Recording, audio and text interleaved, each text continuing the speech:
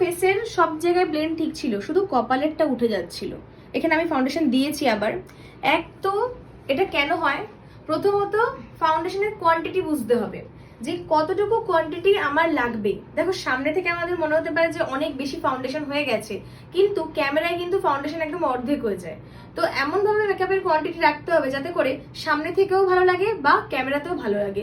প্রবলেমটা কি হয়, ফেসে যখন গালে আমরা ব্লেন্ড করি না, এখানে তো আমাদের মাংস রয়েছে, মাসেল রয়েছে, সেখানে আমরা যখন ব্লেন্ড করি সেখান থেকে কিন্তু ফাউন্ডেশন উঠে আসার কোনো চান্স থাকে না, কারণ ব্লেন্ড করছি যখন এখানটা দেখো মাংস রয়েছে। কিন্তু কপালে তো হাড়, ঠিক আছে, এখানে তো বোন আছে, এখানে তো কোনো মাংস নেই। এখানে যখনই ব্লেন্ড করবো না, যদি প্রেশার বেশি হয়ে যায় এখান থেকে ফাউন্ডেশন উঠে আসবে। বোঝা গেল? তাই জন্য আমরা খুব সফট হাতে ব্লেন্ড করব। বুঝতে পারলে দিশা? গালে যতটুকু প্রেশার দেবো তার থেকে অর্ধেক প্রেশার আমরা ফোরহেডে দেবো, কারণ ফোরহেড এখানে কোনো মাসেল নেই, কোনো মাংস নেই, এখানে হাড় আছে, সুতরাং ভালোভাবে দিতে হবে। আর এখানে ফাউন্ডেশনের কোয়ান্টিটি অনেক কম হয়েছে, এই কোয়ান্টিটিটা থাকবে।